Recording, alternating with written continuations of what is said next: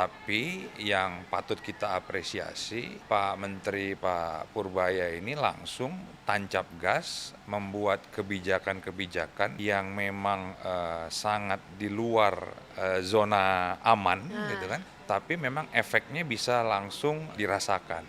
UMKM itu di dalamnya ada kelas usaha mikro, kecil, dan menengah. Menengah ini tidak masuk dalam kategori untuk mendapatkan capital 500 juta ataupun itu. permodalan senilai kur hanya 500 juta. Karena kalau kita boleh jujur pada realitasnya, penyelamat ekonomi kita ini pada saat krisis, beberapa kali krisis adalah UMKM. Menjadi pengusaha itu adalah take risk yang paling tinggi, karena di dalam prinsip pengusaha rugi pasti, untung belum tentu. Kita revisilah undang-undang tentang PPN kita yang dinaikkan pemerintah 11%, yang mungkin bisa 8 atau 9%, tapi sektorilnya tumbuh, daya belinya tumbuh, ada permasalahan stabilitas ekonomi. Apakah ini ketimpangan, apakah ini pemerataan ekonomi, yang ini sebenarnya harus menjadi concern pemerintah. Jangan terlalu larut terhadap stabilitas politiknya, bahwa ada mafia menunggangi dan lain-lain.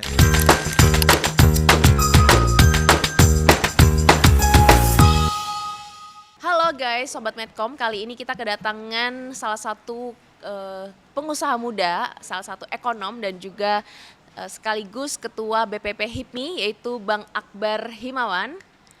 Apa kabar, Selamat Mbak datang Kordi? di Medcom. Terima kasih. Ya, terima kasih ya diundang. sudah menyempatkan hadir di siang bolong ini. Walaupun sibuk tapi sempat hadir ya. Terima kasih sudah sempat hadir di sini, dan kita akan ngebahas soal kebijakan baru dari Menteri Keuangan kita, yaitu Pak Purbaya. Baru-baru ini kan ada kebijakan ekonomi plus 8+4 itu ya. Ya. Nah, itu menurut Bang Akbar sebagai praktisi yang langsung terjun sebagai pengusaha muda juga, apakah ini berdampak nantinya untuk ekonomi Indonesia secara langsung, khususnya untuk anak-anak muda nih? Oke.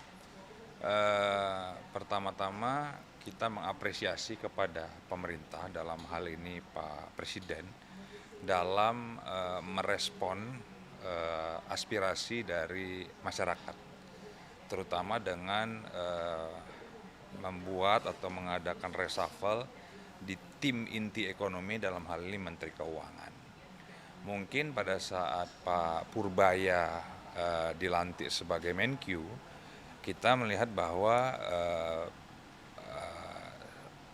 market terkoreksi, IHSG turun, rupiah sempat melemah, gitu kan. Kepercayaan publik mungkin terhadap apa yang diputuskan oleh Pak Presiden ini mungkin belum terlihat kepercayaan secara utuh. Tapi yang patut kita apresiasi, Pak Menteri Pak Purbaya ini langsung tancap gas membuat kebijakan-kebijakan yang memang sangat di luar zona aman, gitu kan. Kebijakan-kebijakan yang strategis, tapi memang efeknya bisa langsung dirasakan. Contoh tentang bagaimana membanjiri atau mengguyur sektor private sector, dalam hal ini mengguyur Bank Himbara agar bisa disalurkan kepada sektor-sektor yang produktif.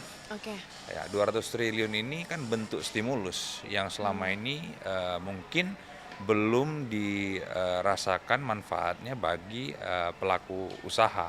Gitu. Jadi stimulus ekonomi kan lebih kepada selama ini sektor demand-nya, bagaimana menjaga daya beli masyarakat. Tapi hari ini Pak Purbaya melakukan shifting bahwa sektor produktif, dalam hal ini sektor real, yang diberikan bentuk afirmasi, dalam hal ini stimulus ekonomi.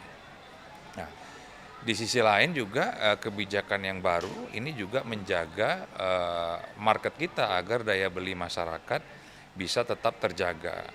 Ada beberapa terobosan-terobosan yang saya lihat soal kesempatan magang dengan gaji 3,3 juta untuk itu fresh graduate itu untuk fresh graduate itu juga salah satu jawaban agar sektor formal kita ini bisa meningkat. Karena kan kita tahu bersama bahwa anak-anak muda kita ini lebih tertarik dengan angkatan kerja kita yang terus bertambah, lebih tertarik dengan sektor informal. Gitu. Benar, benar. Nah itu juga salah satu langkah terobosan pemerintah yang sangat baik. Saya rasa selain dengan stimulus yang seperti biasa dilakukan bantuan-bantuan sosial untuk menjaga daya beli masyarakat, tapi ini ada hal yang baru agar bisa menciptakan pendapatan ataupun perputaran ekonomi yang ada di daerah. Mungkin seperti itu. Jadi itu dampaknya benar-benar bisa langsung dirasakan sebenarnya ya dengan adanya gucuran dana 200T ke bank-bank himbara, dan yang paling bisa dirasakan anak muda itu yang tadi ya, gaji untuk anak-anak magang. Ya, Oke. gitu. Jadi memang secara utuh program pemerintah pusat dalam hal ini Pak Presiden ini melakukan banyak program-program prioritas yang sifatnya jangka panjang. Oke. Nah, untuk itu perlu ada quick win menurut saya yang dilakukan hari ini oleh Pak Menteri Keuangan untuk short term bagaimana ekonomi kita bisa segera pulih. Oke. Jadi menuju growth yang target Pak Presiden pertumbuhan 8%, itu Harus ada langkah-langkah kecilnya harus ada gitu langkah-langkah strategis yang taktis gitu untuk bisa menuju ke sana gitu. Untuk bisa agar program besar ini bisa jalan dan inline dengan apa yang menjadi program prioritas dari pemerintah pusat dalam hal ini Pak Presiden Prabowo. Oke, dan Pak Menkyu ini sudah mulai ke situ arahnya ya. Kalau dilihat-lihat nih sekarang nih. Iya. Nah, kan biasanya ya kebijakan-kebijakan dari pemerintah itu atau dari negara itu kan menguntungkan perusahaan-perusahaan besar. Nah, sebagai pengusaha juga nih, kalau melihat itu benar nggak sih? Hanya menguntungkan perusahaan-perusahaan besar. Nah, untuk pengusaha-pengusaha kecil misalnya UMKM gitu. Iya. Jadi memang kita tahu bersama bahwa program ataupun bentuk afirmasi untuk melindungi dunia usaha ini sudah dilakukan oleh pemerintah sejak lama. Tapi program afirmasi untuk UMKM kita tahu bersama bahwa bagaimana pemerintah berupaya untuk agar kemudahan berusaha itu dilakukan agar iklim investasi di negara kita ini bisa berjalan dengan baik.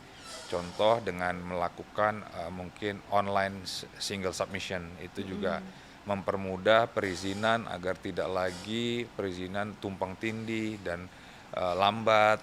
Itu juga sudah dilakukan oleh pemerintah. Dan juga dari sisi insentif fiskal juga UMKM kita sudah proteksi dalam skala yang kecil, misalkan omset 4,8 miliar, PPh final 0,5%, itu juga salah satu terobosan. Dan juga KUR, kredit usaha rakyat, yang selama ini disubsidi bunganya oleh pemerintah, dan juga ini juga menyentuh sektor UMKM kita, tapi di skala mikro dan kecil. Saya ingin menyampaikan bahwa ada yang harus kita koreksi dari kebijakan-kebijakan terhadap UMKM. Di sektor menengah hampir sama sekali tidak tersentuh dari beberapa kebijakan, baik insentif fiskal, baik dari subsidi APBN dalam aspek permodalan, itu hampir sama sekali tidak menyentuh kelas menengah. Nah, untuk itu ini menjadi kesadaran kita bersama bahwa realitasnya kelas menengah di Indonesia menurut data BPS ini mengalami penurunan. Itu karena memang persyaratan KUR itu tidak, kelas menengah tidak. Sebenarnya bukan persyaratan. Jadi KUR itu kan hanya sampai dengan 500 juta. Sementara yang dikatakan UMKM itu di dalamnya ada kelas usaha mikro, kecil, dan menengah. Menengah ini tidak masuk dalam kategori untuk mendapatkan capital ataupun permodalan senilai KUR hanya 500 juta. Sementara kelas menengah ini kan modal ataupun omset secara keseluruhan mungkin per tahun bisa sampai dengan 50 miliar. Jadi kalau capitalnya hanya 500 juta, ini tidak bisa mampu mendongkrak kelas menengah kita sebagai bentuk kehadiran pemerintah dalam akses permodalan. Nah, Di sisi lain memang kelas menengah kita ini juga nggak perlu disubsidi secara bunga. Kalau UMKM kecil, mikro dan kecil perlu kehadiran pemerintah dalam rangka mensubsidi bunga agar meringankan cicilan mereka. Tapi di kelas menengah ini mungkin harus ada perlakuan khusus, misalkan bagaimana teman-teman kelas menengah ini bisa mendapatkan privilege dalam hal ini, bisa membuka akses pasar. Karena kita tahu bahwa di era Presiden Prabowo ini akan terjadi shifting tingkat pertumbuhan ekonomi kita ini akan didominasi ataupun akan mengandalkan sektor investasi. Investasi-investasi besar yang lahir di negara kita ini harus melibatkan kelas menengah dalam regulasi. Bagaimana kelas menengah bisa dilibatkan dalam investasi-investasi besar untuk bisa mendapatkan kontribusi.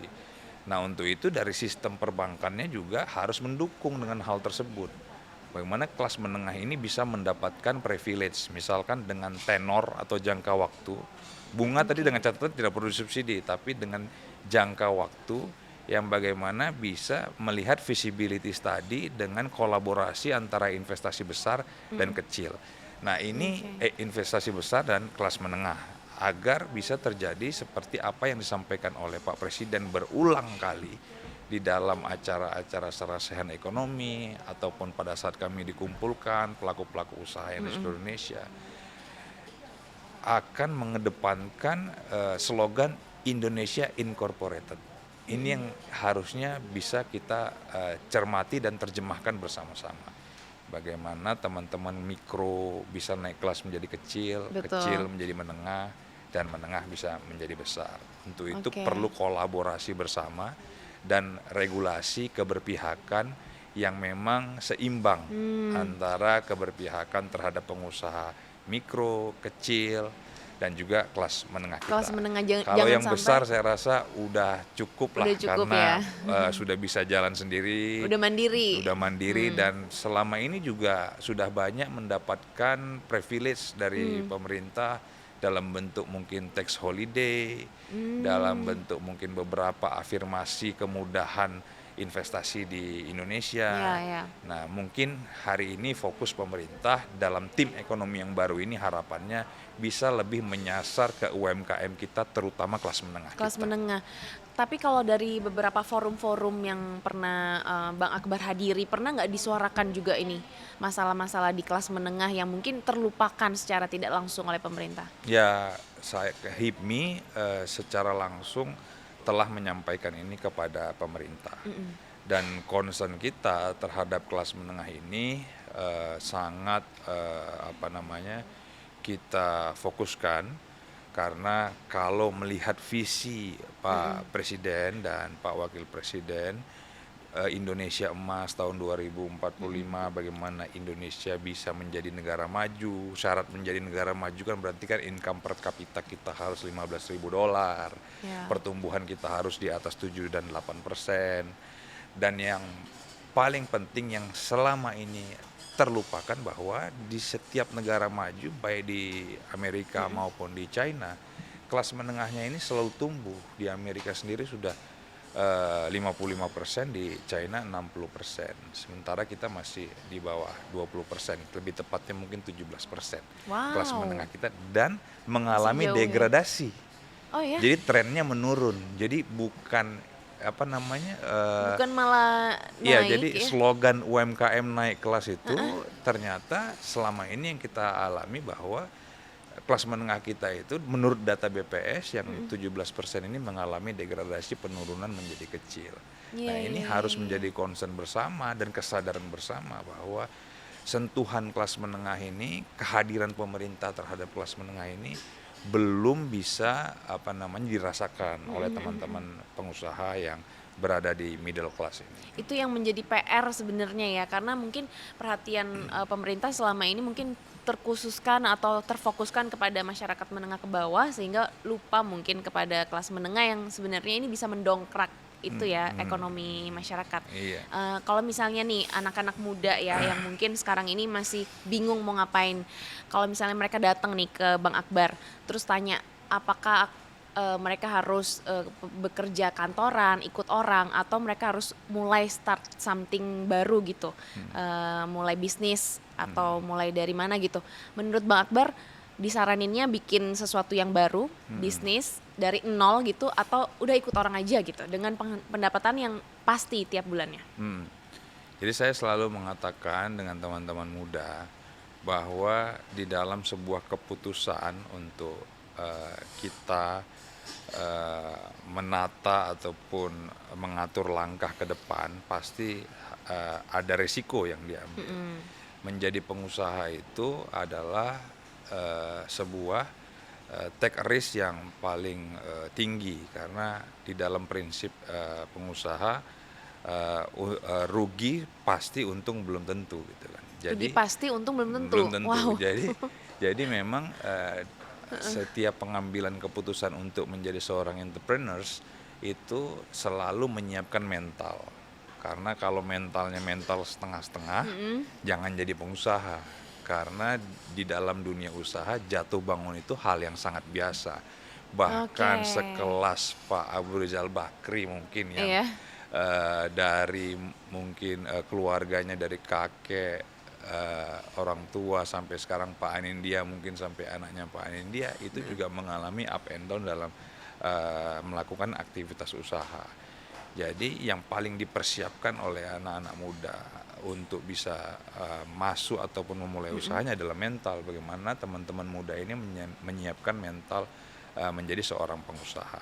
Nah, di sisi lain teman-teman juga harus menggali potensi di dalam diri.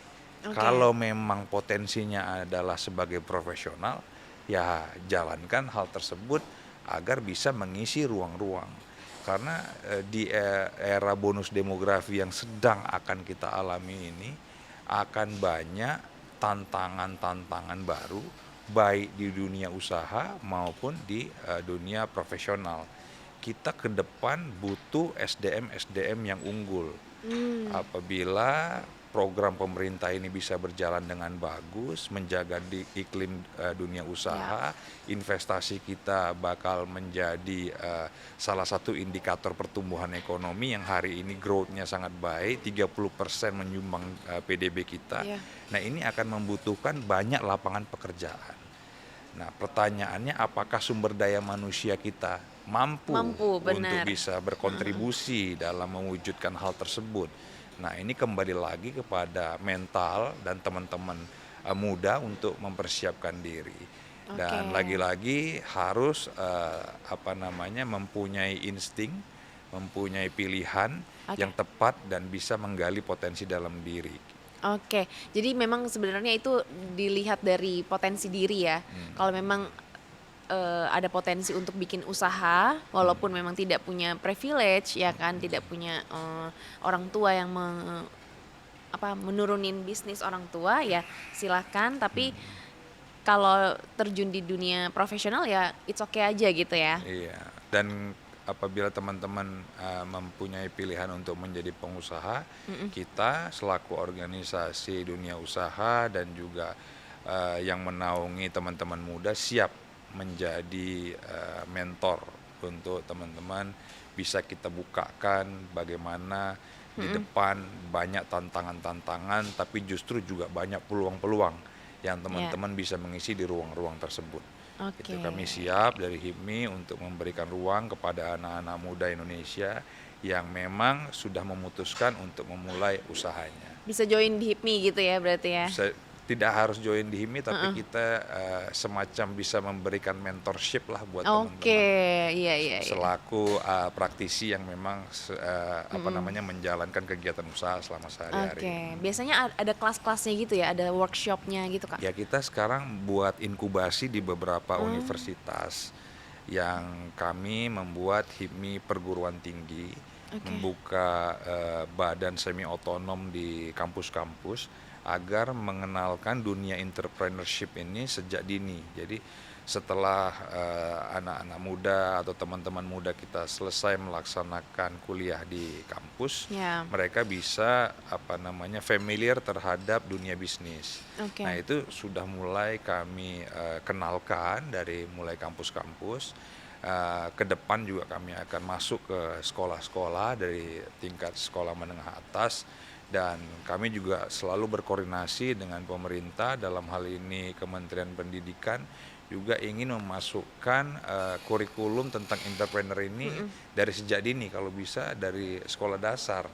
Ya mungkin kalau dari dipupuk ya. Iya, kalau mungkin karena tadi saya bilang menjadi seorang entrepreneur ini adalah mental. Jadi mental itu kan dibangun harus dari sejak kecil, dini. benar. Mungkin kalau dari sekolah dasar simpelnya di hari-hari tertentu atau di hari Entrepreneurs Day yang baru kita gagas, Hari Kewirausahaan Nasional, anak-anak sekolah SD bisa mengadakan bazar ataupun terjadi transaksi jual beli dari sejak dini.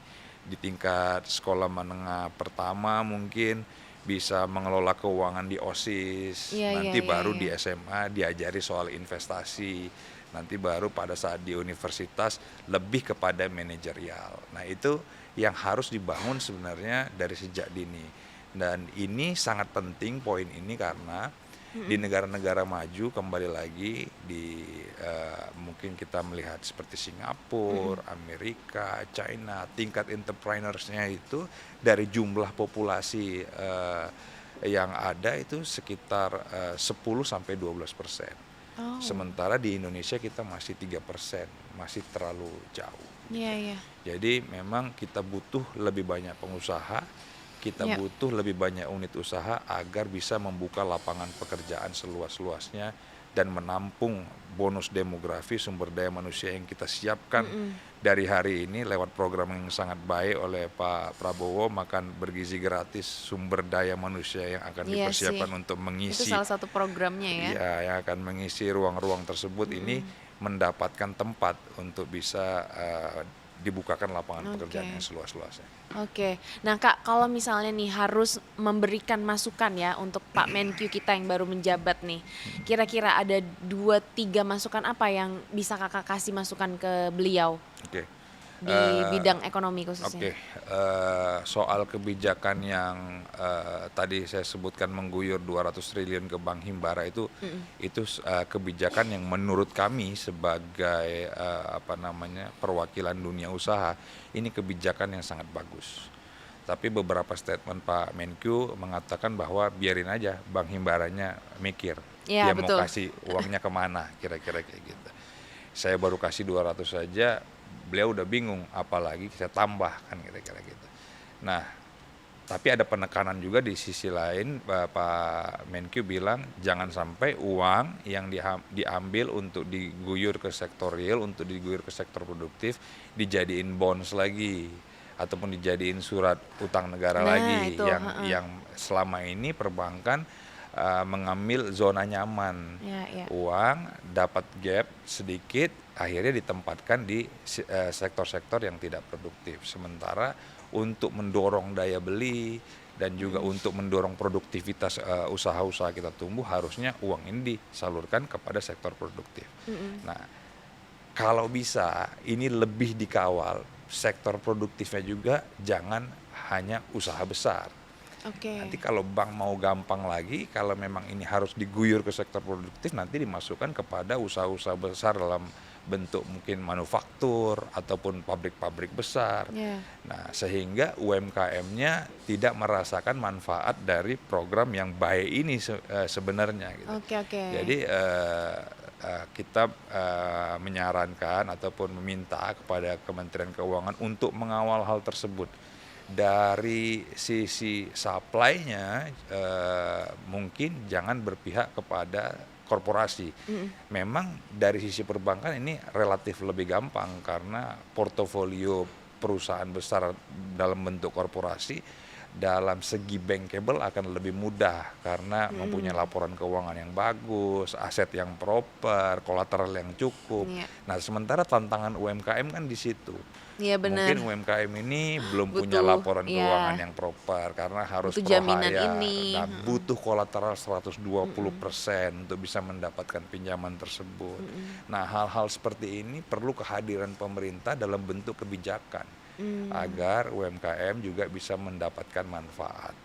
Karena kalau kita boleh jujur pada realitasnya, penyelamat ekonomi kita ini pada saat krisis, beberapa kali krisis adalah UMKM. Bagaimana UMKM ini bisa bertahan dan menjadi backbone perekonomian kita selama beberapa kali krisis dan menyelamatkan perekonomian kita.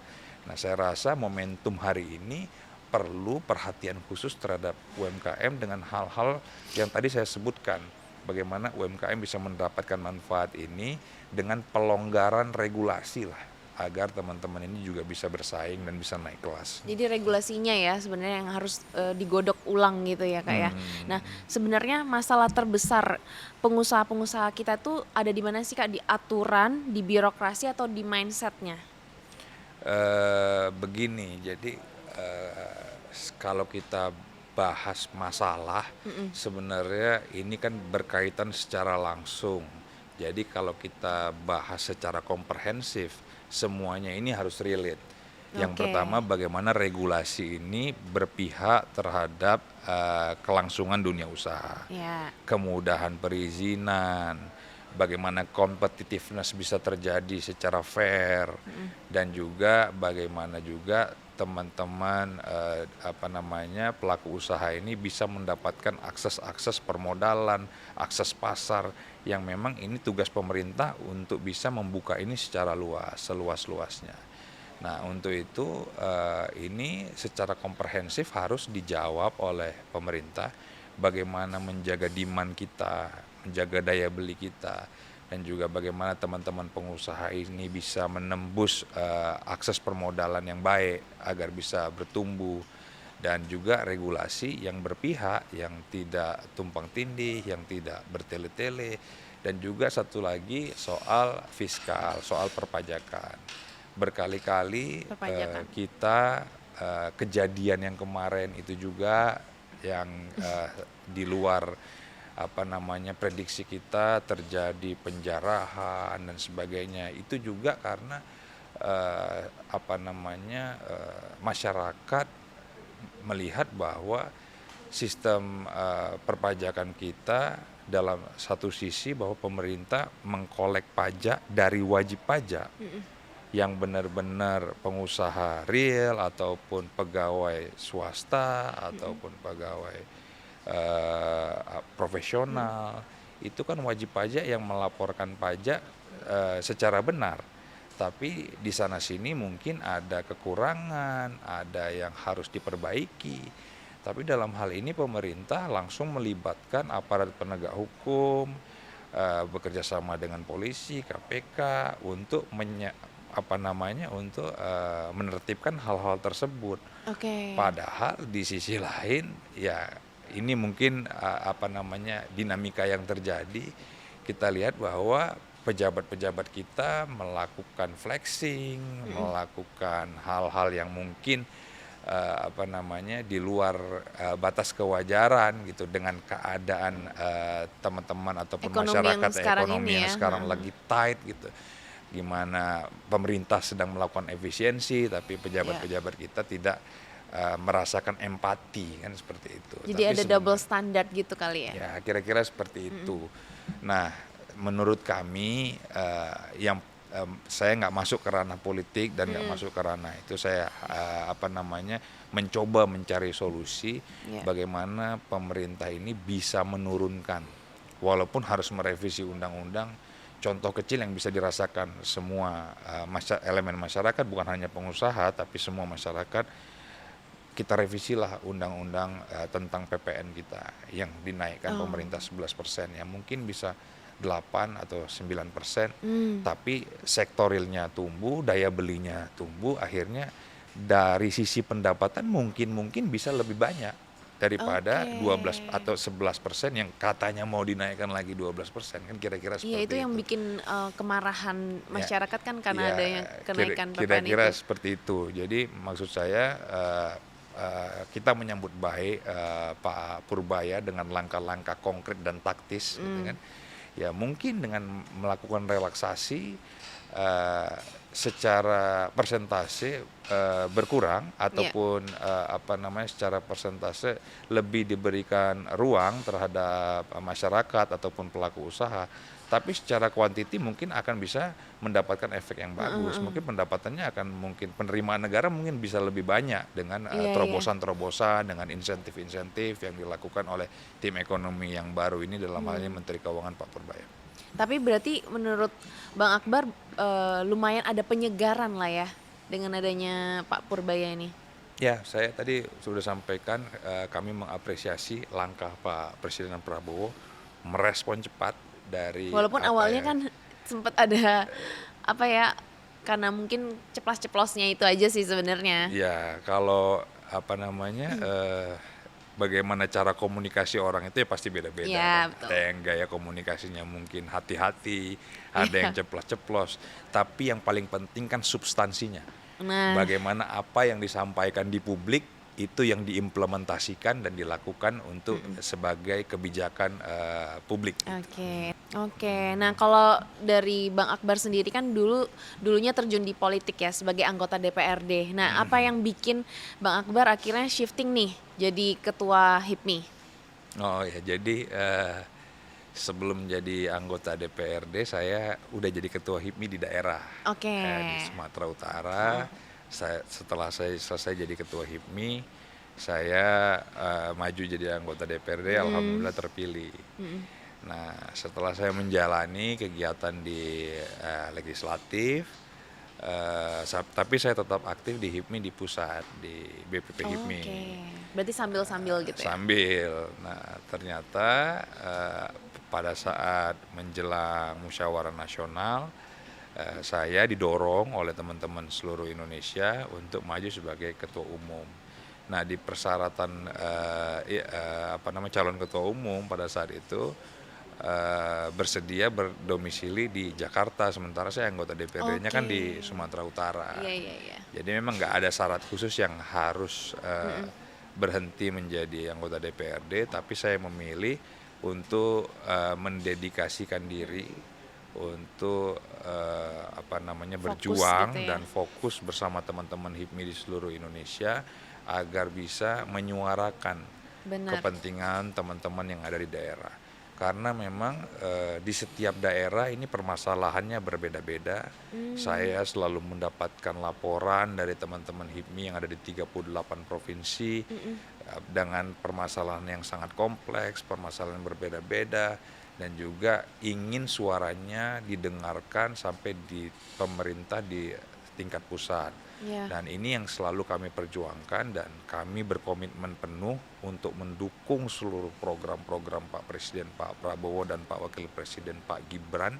Nah, untuk itu harus kerja bersama, harus terjadi kolaborasi antara dunia usaha, anak muda yang ada di seluruh Indonesia, pemerintah dan seluruh stakeholder lainnya. Apabila ekonomi 8% yang dicanangkan oleh Pak Presiden ini bisa terwujud di ke depan hari. Tapi menurut Bang Akbar nih, selama menjalani sebagai pengusaha ya, pekerjaan utamanya kan pengusaha. Nah, kira-kira hobi olahraga apa yang kira-kira mendukung kita untuk melebarkan sayap, membuka peluang atau membuka koneksi ya, jaringan? Saya rasa misalnya main tenis atau golf atau lari di gitu. Indonesia ini berbagai macam cabang olahraga mempunyai komunitas yang sangat luar biasa ya, networkingnya gitu. Jadi semua cabang olahraga saya rasa bagus, dan ini juga bisa membuka networking yang baik dalam rangka mungkin aktivitas dunia usaha. Ya, berarti kita tahu sendiri bahwa sekarang contoh teman-teman di HIPMI itu banyak dealing bisnisnya itu di lapangan golf mungkin, atau gitu di lapangan pedal mungkin, nah, atau sekarang lagi pedal kan, atau sekarang yang tiap hari yang saya sendiri itu sekarang lagi merasa speechless bahwa kesadaran berolahraga kita Lagi di Indonesia tinggi-tingginya lagi ya. tinggi-tingginya tuh. Kalau lihat CFD sekarang, kalau pernah jalan di Sudirman hari Iya Minggu bener, tuh, rame banget. itu udah hampir kayak nggak bisa jalan, udah kayak pasar malam yang Udah ramai nggak bisa banget lari gitu. bahkan ya. Jadi itu ya Ramenya. tempat ajang silaturahmi, karena banyak ketemu orang, juga bisa membuka pintu rezeki, bisa memperpanjang usia dengan olahraga, juga bisa membuka networking. Saya rasa semua cabang olahraga itu baik lah untuk bisa melakukan silaturahmi ke depan. Oke nih. Sekarang ini mau tanya rapid question. Jadi aku kasih pertanyaan, Bang Akbar nanti pilih A atau B gitu ya. Investasi paling aman menurut Bang Akbar? Investasi paling aman di mana? Apa? Properti. Properti untuk saat ini ya. Properti. Seperti apa misalnya salah satunya, contohnya? Ya, investasi properti sekarang anak-anak muda kerja nabung, daripada uangnya ditaruh di deposito, mendingan dibeliin rumah, dibeliin apartemen, karena resikonya kecil, nggak mungkin mengalami penurunan, paling melihat bagaimana perkembangan tempat di mana melakukan investasi pembelian properti tersebut. Kan bisa dilihat trennya naik atau stuck, tapi kan jarang yang mengalami declining kan, juga ya. Lokasinya. Oh, berarti apartemen bukannya makin turun ya? Enggak, semua properti trennya pasti naik. Oh gitu ya. Oke. Dibanding kita depositoin gitu. Oke. Politik atau bisnis? Bisnis. Bisnis guys. Karena ngeri-ngeri sedip ya kalau politik ya. Oke. Mitos atau fakta nih? Politik dan bisnis itu nggak bisa dilepaskan. Fakta. Fakta ya, karena di dalam bisnis pasti berpolitik atau gimana? Di dalam bisnis pasti perlu kebijakan politik yang mendukung bisnis. Berarti selama ini kebijakan-kebijakan pemerintah itu berdampak ya pada bisnis yang dijalankan? Sangat karena ya? stabilitas politik dan stabilitas ekonomi itu harus tetap terjaga agar pemerintahan tetap stabil. Oke, salah satu contohnya nih, kemarin aja waktu kita kemarin demo yang lumayan mencekam itu ya, kurang lebih 5 hari itulah. Gimana bisnisnya Bang Akbar? Jadi gini, pada saat demo kemarin, menurut pendapat saya bisa betul bisa salah, itu terjadi stabilitas politik. Stabilitas politik yang sayang bukan kapasitas saya untuk membahas itu. Tapi pada realitasnya pasti ada ketimpangan ekonomi. Kalau enggak, masyarakat enggak akan mungkin bergerak. Kalau mereka bisa makan, punya kerjaan, ataupun mereka enggak mengalami kesusahan dalam ekonomi, itu kan gerakan organik walaupun ada tunggangan politik yang kata-kata orang di belakangnya gitu. Tapi saya nggak mau masuk ranah situ. Artinya ini ada permasalahan stabilitas ekonomi. Apakah ini ketimpangan, apakah ini pemerataan ekonomi, yang ini sebenarnya harus menjadi concern pemerintah. Jangan terlalu larut terhadap stabilitas politiknya, bahwa ada mafia menunggangi dan lain-lain sebagainya seperti yang disampaikan Pak Presiden. Ya itu mungkin betul. Tapi di sisi lain kita harus realistis melihat bahwa ini ada masalah ekonomi yang bisa menggerakkan masyarakat sehingga itu yang lebih realnya gitu ya, problemnya. Jadi masyarakat ya juga nggak serta-merta bisa turun kalau nggak ada permasalahan, kalau ekonominya sebenarnya baik-baik aja gitu. Nah, dalam kejadian itu juga saya juga mengingatkan kepada masyarakat, yang paling berbahaya kalau kejadian ini kita larut terhadap kejadian ini atau tidak cepat diatasi pemerintah. Alhamdulillah pemerintah cepat merespon ini sehingga keadaan bisa menjadi stabil. Tapi pada saat itu capital outflow terjadi. Modal asing pergi. Gitu, karena tidak ada kepastian investasi di dalam negeri yang stabilitas politiknya dianggap tidak aman. Nah, sempat terjadi itu ya? Itu sempat terjadi. Nah, ini kan efeknya kan bagi kita semua masyarakat Indonesia.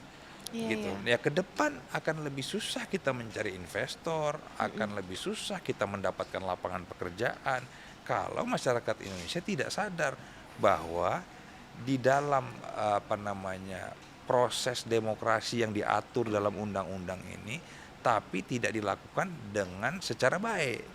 Artinya penjarahan, Ya, itu pembakaran, merugikan itu kan merugikan kita semua gitu. Alhamdulillahnya pemerintah cepat merespon dengan bagus dan keadaan cepat membaik dan respon market juga cepat pulih dan juga salah satunya mentransformasi atau merubah mereshuffle tim ekonomi ini juga berdampak baik gitu. Ya alhamdulillah kita masih punya kesempatan yang itu. Apa jadinya kalau kita kayak Nepal? Nah, apa jadinya kalau kita kayak tempat yang lain? Nah, menurut saya ini juga harus menjadi kesadaran kita bersama bahwa boleh ada ketidakpuasan. Makanya kami mendorong pada saat kejadian itu bagaimana pemerintah membuka ruang dialog bagi seluruh elemen masyarakat. Ayo kasih kuncinya sebenarnya teman-teman komunikasi ya, komunikasi. Jadi pemerintah dan DPR ini bukalah ruang dialog, serap aspirasi. Dan ini sebenarnya kan tugasnya DPR menyerap aspirasi, tapi pada saat itu ini tidak terjadi. Benar. Gitu. Pada saat itu kalau seandainya DPR bisa turun, dengarkan aspirasi dari masyarakat, sampaikan kepada pemerintah, buat formulasi kebijakan, sebenarnya ini tidak terjadi. Tapi ya udah, ini sudah terjadi. Tapi alhamdulillah pemerintah cepat merespon dengan bagus dan alhamdulillah hari ini keadaannya sudah membaik.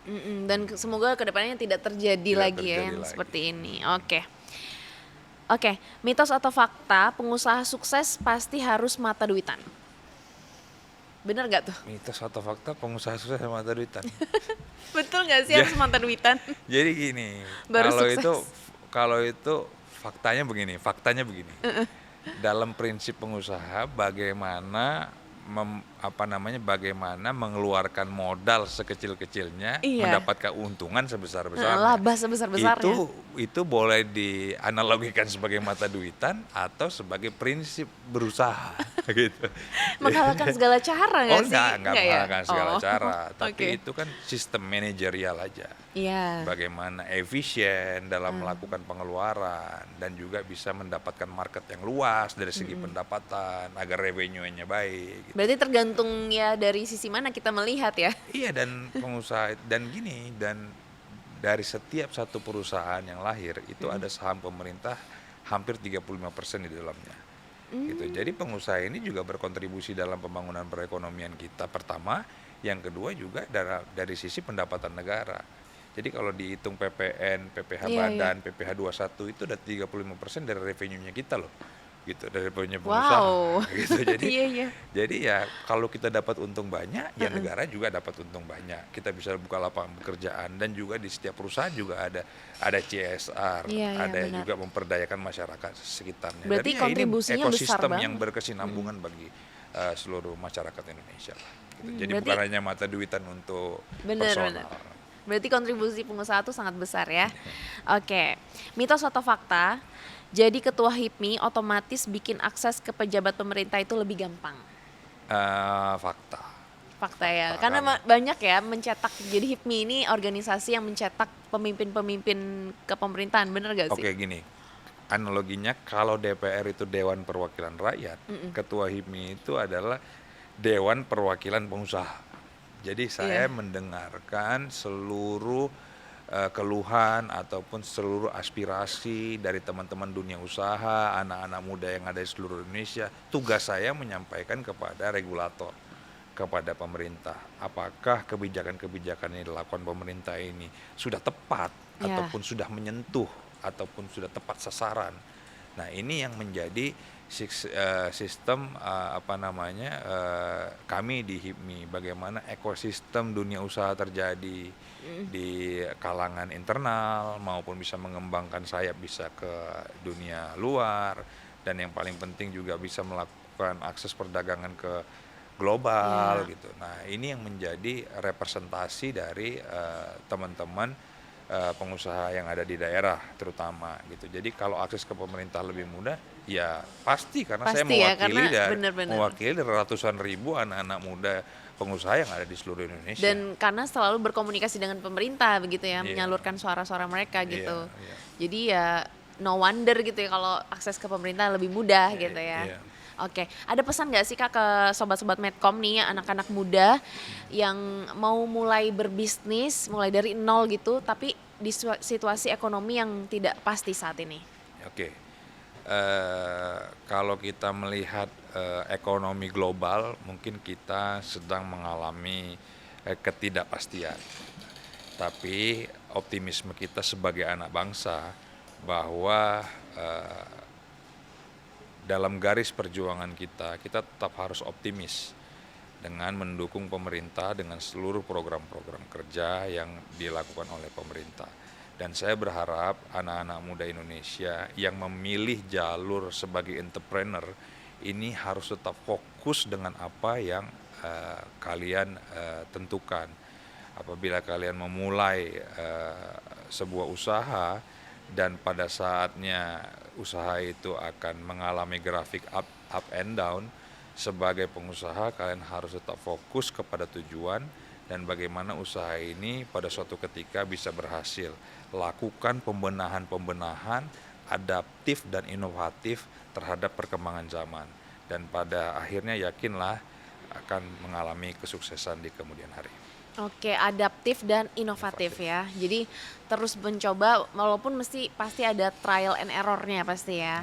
Oke, sip. Terima kasih Bang Akbar sudah sharing banyak banget di Medcom. Terima kasih atas insight-nya ya untuk kita semua dan tentu saja kita berharap dengan adanya kebijakan dari Menq yang baru ini bisa membawa perputaran ekonomi di Indonesia menjadi yang lebih baik.